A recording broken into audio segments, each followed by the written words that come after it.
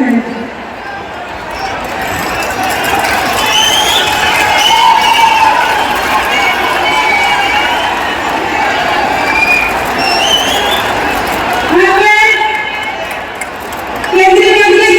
सनम को जो तो कोगे जोहार. नमस्कार. मैं रैंकिणी की मिट्टी को प्रणाम करता हूं. हमारा जमशेदपुर यह केवल एक शहर मात्र नहीं है. ये हमारा जमशेदपुर विविधताओं से भरा मिनी हिंदुस्तान है.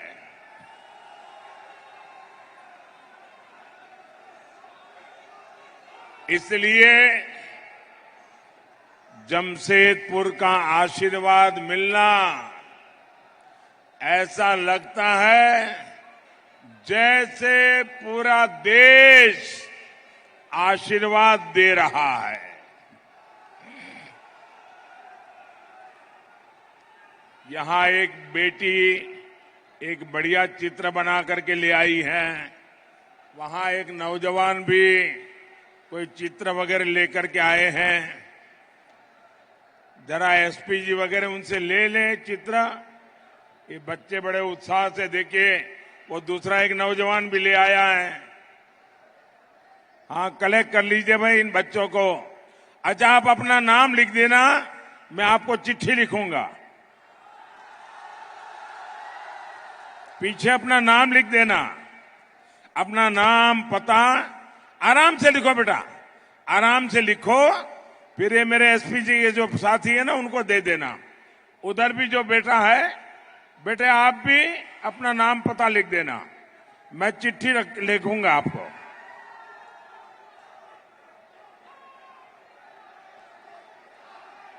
भारत माता की, भारत माता की.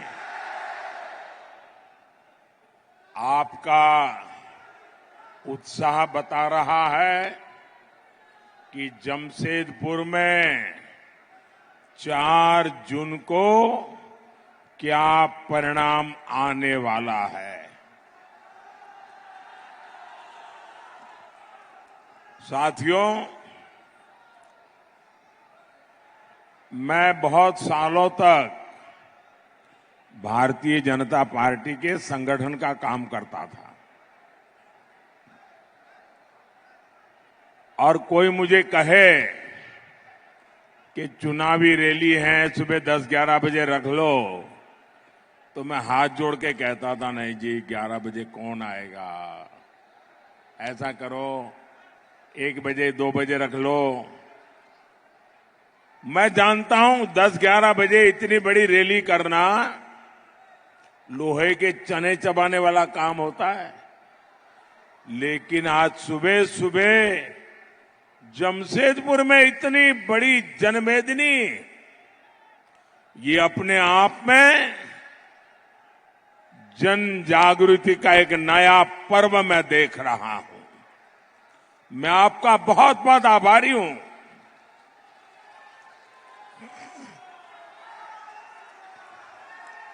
साथियों, लोकसभा चुनाव देश के भविष्य को सशक्त बनाना, मजबूत बनाना,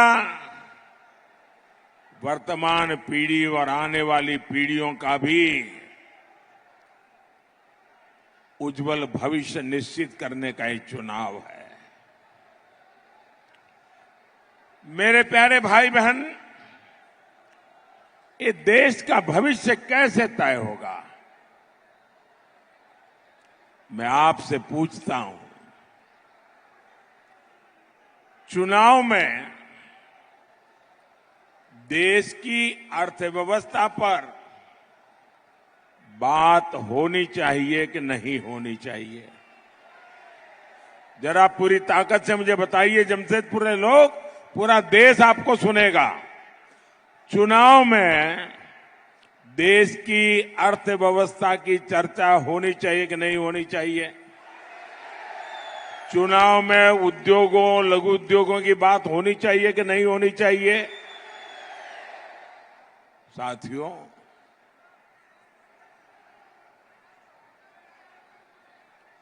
चुनाव में राष्ट्रीय सुरक्षा की बात होनी चाहिए कि नहीं होनी चाहिए? चुनाव में कृषि और वन उपज की बात होनी चाहिए कि नहीं होनी चाहिए? चुनाव में युवाओं के लिए बनते नए अवसरों की बात होनी चाहिए या नहीं होनी चाहिए? चुनाव में हाईवेज, एक्सप्रेसवेज और इंफ्रास्ट्रक्चर पर बात होनी चाहिए कि नहीं होनी चाहिए? लेकिन कांग्रेस वाले, जामुमा वालों को इन सब से कोई मतलब ही नहीं है। इन्हें विकास का क ख ग ग भी मालूम नहीं है। और इनका तरीका क्या है? झूठ बोलो, जोर से बोलो, बार बार बोलो, इधर भी बोलो, उधर भी बोलो, खड़े खड़े बोलो, नाच नाच के बोलो, झूठी बोलो। और इनके मुद्दे क्या है? गरीब की संपत्ति का एक्सरे करेंगे, उसे छीनेंगे, एससी, एसटी, ओबीसी का आरक्षण छीनेंगे, मोदी जी को रोज नई नई गालियां देंगे। क्या इससे ज्यादा आगे ये सोच ही नहीं सकते क्या? इंडिया अलायंस वाले आपसे झूठ बोलते हैं। इनकी सच्चाई पूरा देश जान गया है, इसलिए पूरा हिंदुस्तान कह रहा है, फिर एक बार, फिर एक बार, फिर एक बार, फिर एक बार। साथियों, झारखंड जैसा राज्य खनिज संपदा में इतना अमीर है, इतना अमीर है, आप कल्पना नहीं कर सकते। लेकिन फिर भी यहां इतनी गरीबी क्यों है? दुर्भाग्य देखिए, आज झारखंड शब्द आपके कान पर पड़ेगा, झारखंड का नाम सुनते ही कौन सा दृश्य सामने आता है? एक ही दृश्य सामने आता है, नोटों के ढेर। झारखंड सुनते ही नोटों के पहाड़ देखने को मिलते हैं। याद करो हर पल, भाई कौन झारखंड? अच्छा अच्छा, वो नोटों के ढेर पकड़े गए थे, वो अफसर जेल में है, वो मुख्यमंत्री जेल में सड़ रहे हैं, वो। भाइयों बहनों,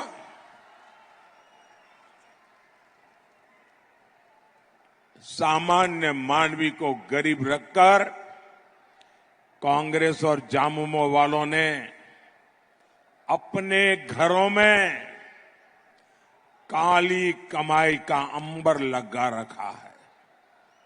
साथियों, कांग्रेस, जामुमो और आरजेडी जैसी पार्टियों ने हमारे झारखंड को हर मौके पर लूटा है।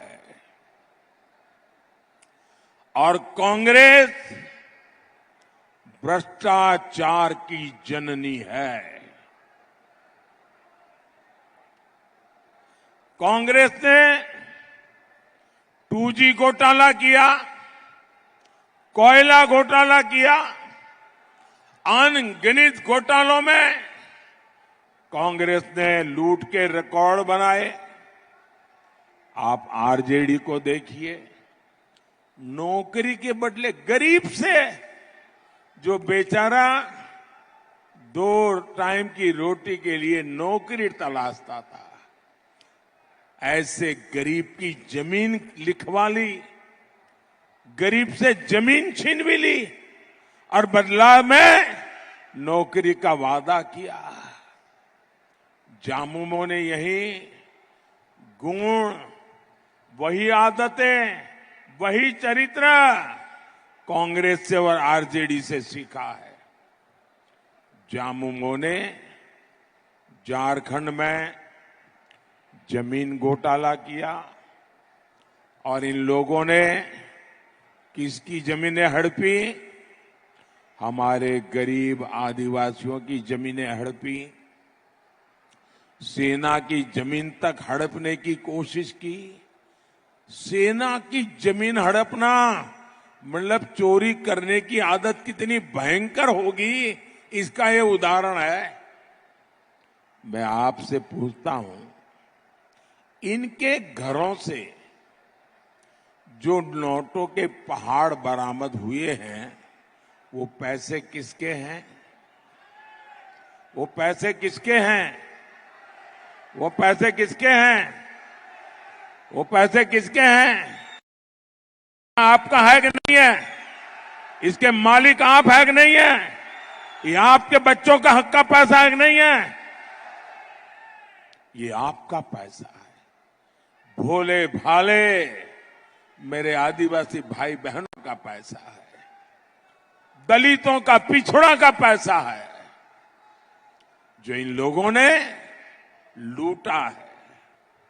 आप मुझे बताइए, क्या ये लोग अपनी इस काली कमाई में से एक भी रुपया आपके बच्चों को देते क्या?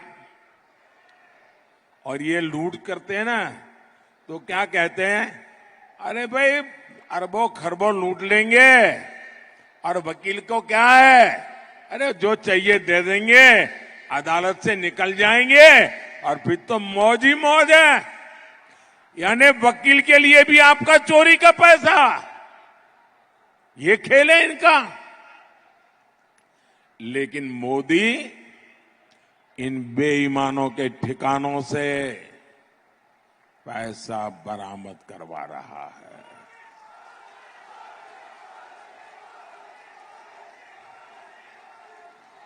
लेकिन मेरे झारखंड के भाई बहन, ये जो नोटों के पहाड़ में पकड़ रहा हूं ना, मैं आपको गारंटी देता हूं, मैं सरकार की तिजोरी में ले जाने के लिए नहीं कर रहा हूं। मैं ये खोजूंगा, ये पैसे किसके थे, उसको उनको क्यों देना पड़ा, कैसे दिया था, और अगर ये पक्का हो जाएगा हाँ इन्हीं के पैसे हैं, ये सारे पहाड़ के रुपये है ना, मैं उन सब गरीबों को लौटा दूंगा। ये पैसा आपका है। मोदी इसके लिए कानूनी सलाह ले रहा है। मैं रास्ते खोज रहा हूं कि जो गरीब का पैसा है, जिसके हक का पैसा गया है, वो पैसा उसको वापस कैसे मिले। साथियों, पूरी दुनिया जानती है कि देश की प्रगति के लिए उद्योग जरूरी है। जमशेदपुर का तो नाम ही जमशेदजी टाटा के नाम पर है, लेकिन कांग्रेस पार्टी उद्यम करने वालों को देश का दुश्मन मानती है। उसके नेता खुलेआम कहते हैं, जो कारोबारी हमें पैसा नहीं देते, हम उन पर हमला करते हैं। यानी कांग्रेस और झामुमो जैसे दलों को देश के उद्योगों से मतलब नहीं है। उन्हें अपने भ्रष्टाचार और वसूली से मतलब है। भाइयों बहनों, मैं आज एक गंभीर विषय को स्पर्श करना चाहता हूं, क्योंकि मैं आज उद्योग की धरती पर खड़ा हूं और मेरे आदिवासी भाई बहनों के बीच खड़ा हूं। मैं जरा कांग्रेस को, उनके साथियों को, जहां जहां उनकी सरकारें हैं, चाहे तमिलनाडु में हो, केरल में हो, कर्नाटका में हो, तेलंगाना में हो, पश्चिम बंगाल में हो, हिमाचल में हो, मैं उन मुख्यमंत्रियों को चुनौती देता हूं और जरा समझ ले मेरी चुनौती को। ये मेरा पॉलिटिकल स्टेटमेंट नहीं है, ये मेरा चुनावी स्टेटमेंट नहीं है। मैं बड़ी गंभीरता से एक विषय को छेड़ना चाहता हूं और जो मीडिया वाले अपने आप को बड़ा खैरखा मानते हैं, अपने आप को न्यूट्रल मानते हैं, वो जरा इनके मुख्यमंत्रियों को जाकर के सवाल पूछे। ये उनके शहजादे आए दिन उद्योगों का विरोध करते हैं, उद्योगपतियों का विरोध करते हैं, निवेश का विरोध करते हैं। आने वाले दिनों में कौन उद्योगपति उनके राज्य में जाकर के पूंजी निवेश करेगा? उन राज्यों के नौजवानों का क्या होगा?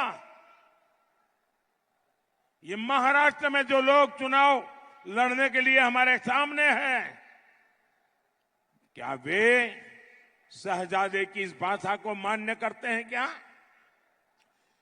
सारे निवेशक जो मुझे मिलने आते हैं वो कहते हैं, साहब हम इन राज्यों में नहीं जाएंगे क्योंकि वहां तो हमारे विरोधी विचारधारा है, निवेश की विचारधारा, विरोध की विचारधारा है, उद्योगपतियों को गालियां दी जाती है। मैं उन राज्यों के नौजवानों को पूछता हूं, जो शहजादे की भाषा को सुनकर के कौन उद्योगपति उन राज्यों में आएगा? वो 50 बार सोचेगा कि शहजादे की ये नीतियां हैं तो उनके मुख्यमंत्री भी वैसा ही करेंगे, हमारा उद्योग पैसे तो लग जाएंगे, बर्बाद हो जाएगा। और फिर चिल्लाना मत कि हमारे यहां से उद्योग चले गए, फलाने राज्य में गए, टिकने राज्य में गए। ये आपके शहजादे की भाषा के कारण आज दुनिया से इतने उद्योगकार आ रहे हैं, आपके राज्य में आने को कोई तैयार नहीं है, निवेश करने को तैयार नहीं है। और मुझे, मेरे लिए हिंदुस्तान के किसी भी कोने का नौजवान वो मेरा अपना है। मैं उसके अधिकारों को कोई छीन ले, ये मुझे स्वीकार्य नहीं है। और इसलिए कांग्रेस के, इंडिया अलायंस के, टीएमसी के ये जितने मुख्यमंत्री हैं वो स्पष्ट करे, ये जो शहजादे की भाषा है, उद्योगकारों के खिलाफ जो बोला जा रहा है, उद्योगों के खिलाफ बोला जा रहा है, निवेश के खिलाफ बोला जा रहा है, देश के नौजवानों की जिंदगी तबाह करने की भाषा बोली जा रही है, क्या ये सारे मुख्यमंत्री उससे सहमत है कि विरोध में है? कोई निवेशक उनके यहां नहीं आएगा और फिर दूसरे राज्यों में चले जाएंगे और आप रोते बैठोगे और आपके राज्य के नौजवानों को पलायन करके उन राज्यों में जाना पड़ेगा जहां उद्योग लग रहे हैं। भाइयों बहनों, ये कांग्रेस की भाषा, ये शहजादे की भाषा पूरी तरह नक्सली भाषा है। माओवादी भाषा है। और नक्सली भी तो बिना रंगदारी लिए किसी कारोबारी को काम नहीं करने देते थे। आज मोदी ने नक्सलियों की कमर तोड़ दी है, इसलिए आज रंगदारी की जिम्मेदारी कांग्रेस और जामुओं ने उठा के ली है।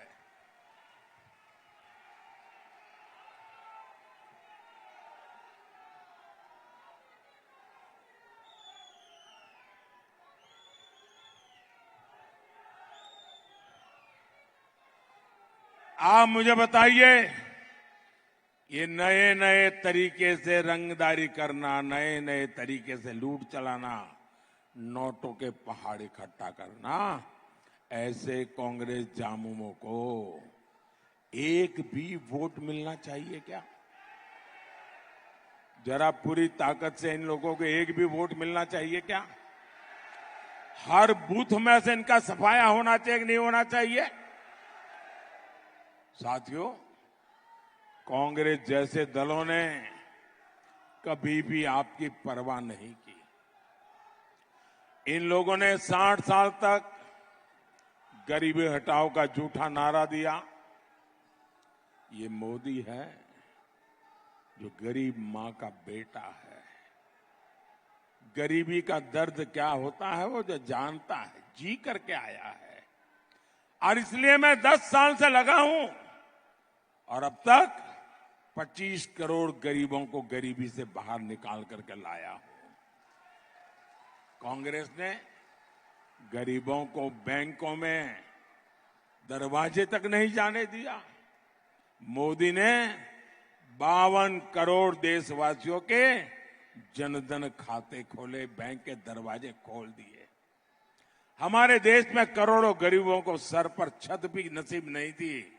मोदी ने 4 करोड़ गरीबों को पक्का घर बना करके दिया है। दोस्तों, 4 करोड़ पक्का घर आजादी के इतिहास की बहुत बड़ी घटना है जी। कांग्रेस सरकार में देश के 18,000 गांव 18वीं शताब्दी में जीते थे। बिजली नहीं थी भाइयों। देश के हर गांव तक बिजली पहुंचाने का काम ये आपकी गरीब मां के बेटे ने किया है। कांग्रेस ने देश के करोड़ों घरों को साफ पानी से भी वंचित रखा। ये मोदी है जो हर घर नल से जल पहुंचाने में जुटा है। साथियों, कांग्रेस जामुमो आरजेडी के शासन में जमशेदपुर जैसे शहरों की दशकों तक उपेक्षा हुई। कुछ समय पहले तक रांची से जमशेदपुर पहुंचने में 6 घंटे लगते थे। हमने रोड इंफ्रास्ट्रक्चर पर काम किया। आज ये सफर आधे से भी कम समय में पूरा हो जाता है। हमने नेशनल हाईवे 33 को 4 लेन करवाया है। आज इस क्षेत्र में रेलवे कनेक्टिविटी के लिए, रेलवे स्टेशनों के आधुनिकीकरण के लिए तेजी से काम चल रहा है। हमारी सरकार धालधुनगढ़ में एयरपोर्ट भी बनाना चाहती है, लेकिन ये झारखंड सरकार इसमें भी रोड़े अटका रही है। साथियों, परिवारवादी पार्टियों का देश को, उनकी आदत हो गई देश को अपनी पर्सनल प्रॉपर्टी समझे, पर्सनल प्रॉपर्टी। आपने न्यूज में देखा होगा, कांग्रेस के शहजादे वायनाड से भागकर चुनाव लड़ने रायबरेली गए हैं और वो सबको कहते घूम रहे हैं ये मेरी मम्मी की सीट है।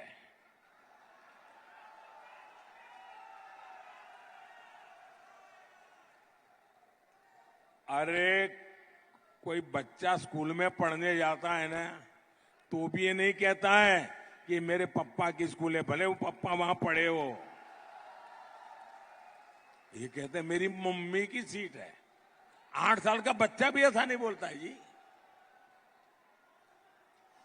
उनकी माता जी भी वहां गई प्रचार करने के लिए और रायबरेली में जाके कहा कि वो अपना बेटा उनको सौंप रहे हैं। रायबरेली में उनको 50-50 साल से इस परिवार की सेवा करने वाला एक भी कार्यकर्ता नहीं मिला जिनको वो रायबरेली में पसंद करना चाहते हो।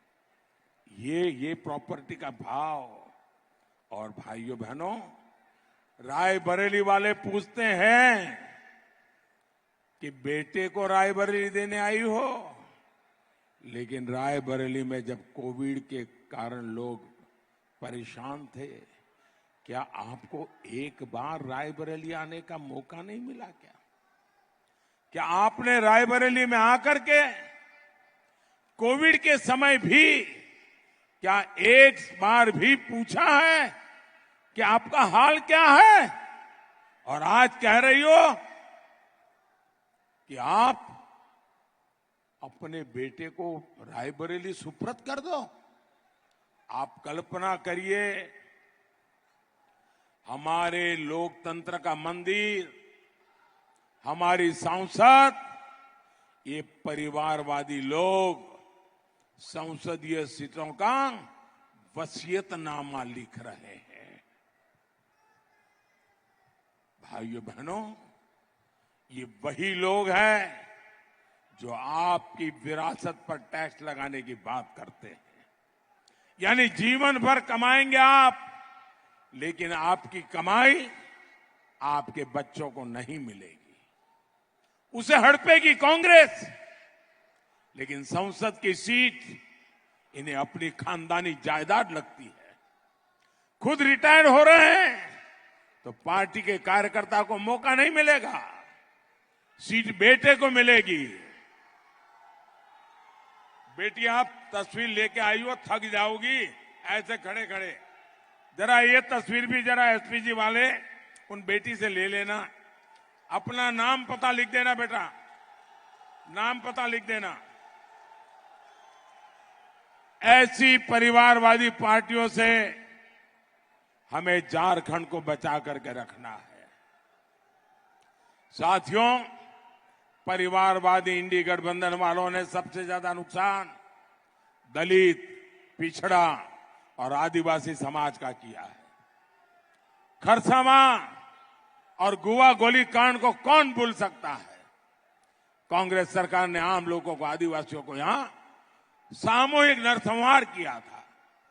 कांग्रेस को आदिवासी समाज ने नफरत रही है। आजादी की लड़ाई में हमारे आदिवासी समाज ने कितने बलिदान दिए, लेकिन कांग्रेस ने किसका इतिहास पढ़ाया? केवल एक परिवार का। जब बीजेपी सत्ता में आई तो हमने आदिवासी गौरव के लिए दिन रात काम किया। हमने भगवान बिरसा मुंडा की जयंती पर जनजातीय गौरव दिवस मनाने की शुरुआत की। आज हम देश भर में आदिवासी सेनानियों के म्यूजियम बना रहे हैं। हमने पहली बार एक आदिवासी महिला द्रौपदी मुर्मू जी को देश की राष्ट्रपति बनाया है।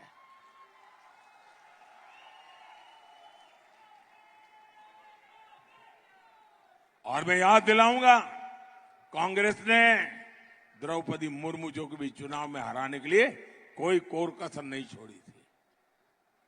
और ये झामुमो वाले उसी कांग्रेस के साथ खड़े हैं। साथियों, आज देश जान चुका है संविधान को खतरा इंडी गठबंधन वालों से है।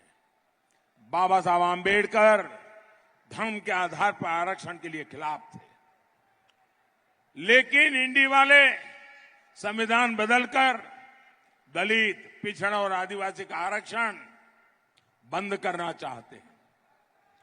अब ये पूरा का पूरा आरक्षण मुस्लिमों को देने की बात कर रहे हैं। कुछ राज्यों में इन्होंने इसकी शुरुआत भी कर दी है। मोदी ने 23 अप्रैल से चुनौती दे रहा है कि वे लिखित में दे कि एससी, एसटी, ओबीसी का आरक्षण छीनकर उसे मुसलमानों को नहीं देंगे। लेकिन आज 25 दिन हो रहे हैं, कांग्रेस और इंडी वाले चुप बैठ करके अपने पाप की तैयारी कर रहे हैं। साथियों, 25 मई को आपका एक वोट झारखंड और देश के भाग्य का फैसला करेगा। बीजेपी ने जमशेदपुर से श्री विद्युत बरन महतो को जिम्मेदारी सौंपी है। आप इनके लिए कमल का बटन दबाएंगे। और जब आप इनको कमल का बटन दबा करके वोट देंगे ना, वो वोट सीधा सीधा मोदी के खाते में जाएगा। आपका वोट सीधा मोदी को मिलेगा, मोदी को मजबूती मिलेगी। आप ज्यादा से ज्यादा लोगों को मिलेंगे, ज्यादा से ज्यादा मतदान कराएंगे, 10 बजे के पहले ज्यादा मतदान हो कोशिश करेंगे। पहले मतदान फिर जलपान, ये करके दिखाएंगे। अच्छा, मेरा एक काम करेंगे, जरा दोनों हाथ ऊपर करके सबके सब बताओ तो मैं बोलूं। मेरा एक काम करेंगे, यहां से जाकर ज्यादा से ज्यादा घरों में जाइए, ज्यादा से ज्यादा परिवारों में मिलिए और मिलकर के कहिए कि मोदी जी जमशेदपुर आए थे और मोदी जी ने परिवार के सबको प्रणाम कहा है। मेरा प्रणाम कह देंगे। एक और काम करेंगे मेरे लिए, हमारे यहां हर गांव में ग्राम देवता का मंदिर होता है, छोटा सा भी मंदिर होता है। आप जाकर के वहां जरूर प्रणाम करना, मेरी तरफ से मत्था टेकना और कहना, देश के उज्जवल भविष्य के लिए परमात्मा हम सबको आशीर्वाद दे। मेरे साथ बोलिए, भारत माता की, भारत माता की, भारत माता की। बहुत बहुत धन्यवाद।